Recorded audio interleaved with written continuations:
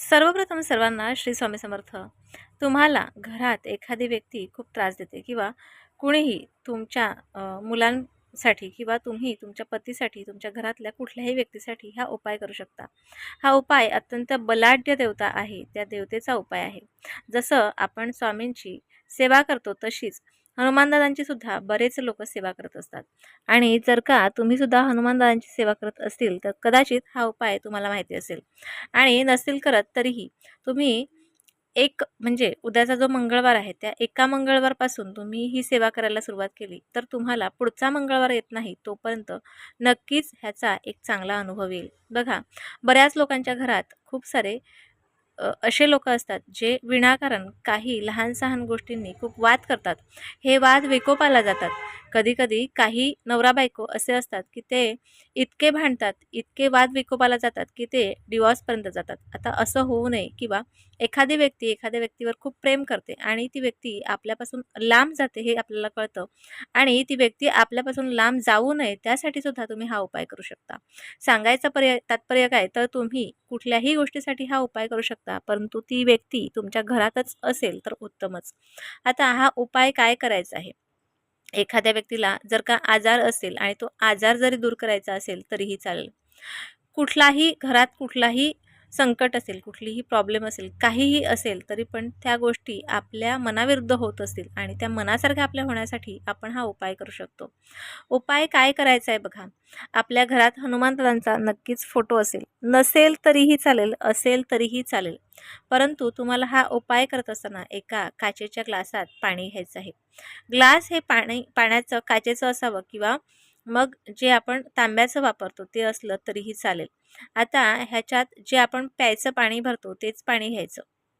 आता हे ग्लास भरून घ्या किंवा जर तुम्ही एखादा छोटासा गडू घेतला तरी पण तो भरून घ्या आणि तो हनुमानदादांच्या समोर ठेवा. जर तुमच्याकडे फोटो असेल तर त्या फोटोच्या समोर ठेवा. नसेलच तर तुम्ही आपल्या देवघरात देवांच्या समोर ठेवला तरीही चालेल. एक आसन घ्यायचा. मंगळवारच्या दिवशीपासून हा उपाय करायला घेतला तर उत्तमच, नाही तर तुम्ही कुठल्याही दिवशीपासून हा उपाय करू शकता. हनुमान चालीसा खूप लोक आपल्या घरात म्हणत असतात. काही लोक तर मी पाहते की ट्रेनमध्ये सुद्धा म्हणतात. शेवट काय, तुमचं चित्त एकाग्र असेल तर तुम्ही हनुमान चालीसा कुठे पण म्हणू शकता. आता तुम्हाला घरातच एक आसन घेऊन बसायचं आहे आणि एक ग्लास भरून जे पाणी घेतलं ते देवघराच्या समोर ठेवायचं आहे.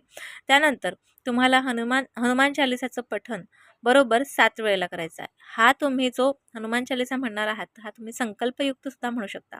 संकल्प करत असताना तुम्ही हा उपाय कशासाठी, ही सेवा कशासाठी करता ते सुद्धा तुम्हाला म्हणायचं आहे. म्हणजे तुमचे पती तुमच्यापासून लांब जात असेल आणि ते व्हायला नको पाहिजे असेल तरी करा किंवा तुमच्या बरोबर एखादी व्यक्ती खूप क्रूरपणे वागते तर ती वागू नये त्यासाठी सुद्धा करू शकता किंवा घरात मुलं नेहमी आजारी पडतात किंवा तुम्ही स्वतः खूप आजारी पडतात, एखादा तुमचा जॉब चांगला राहत नाही, नेहमी जॉब सुटतो, त्यासाठी सुद्धा तुम्ही करू शकता.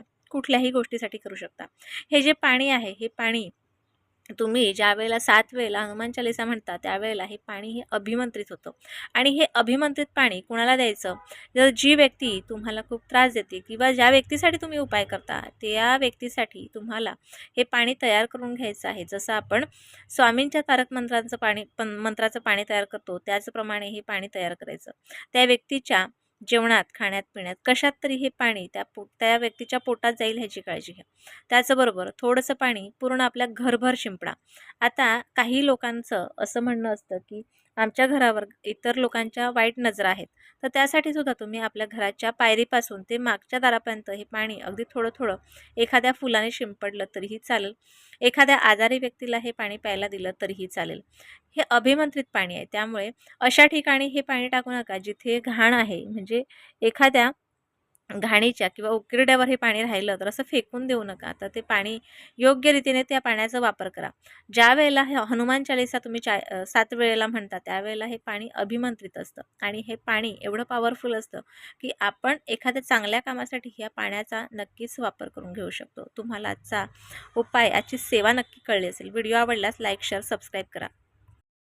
नक्कीच तुम्हाला जे हवं आहे त्या गोष्टी तुम्हाला मिळणार आहेत.